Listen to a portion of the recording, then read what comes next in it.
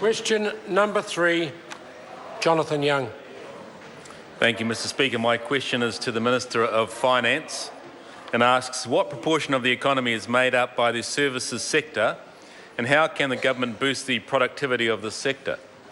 The Honourable Bill English. Mr. Speaker, the services sector now generates around 70% of GDP.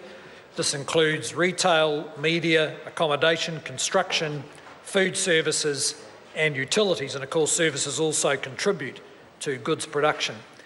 It is a large sector and therefore its productivity is an important driver of productivity in the economy. The government, of course, is the largest provider of services, making up a bit less than half of the services sector. So we focus as our contribution to productivity in the economy on the productivity of government services. Supplementary. Supplementary question, Jonathan Young. Why is competition important to the services sector, and what steps is the government taking to improve productivity? The Honourable Bill English. Mr. Speaker, a number of steps: sharpening competition law, as announced yesterday, reviewing the Commerce Act to ensure that the sections preventing anti-competitive behaviour are appropriate, improving the ability of consumers to drive competition themselves, for instance in the electricity sector, but also significant pilots in the disability sector, where people who have long-term disability can control their own budget and make their own choices. This is a bit disruptive of traditional government services, but will improve the productivity of the services and the living standard for people with long-term disabilities. Supplementary. Supplementary question, Jonathan Young. How have different components of the services sector been performing recently?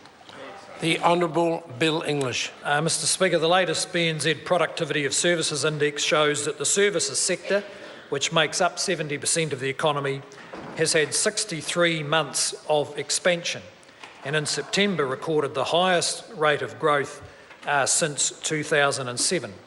The ICT sector has been growing about 9% per year since 2008, and ICT exports have grown at 14% a year over the past 6 years. Tourism has been performing particularly well. Total tourism spend in the year to March 2015 was $30 billion, up more than 10% on the previous year. Supplementary. Supplementary question, Jonathan Young. What are the main drivers of productivity in the services sector, and what steps is the government taking to lift them?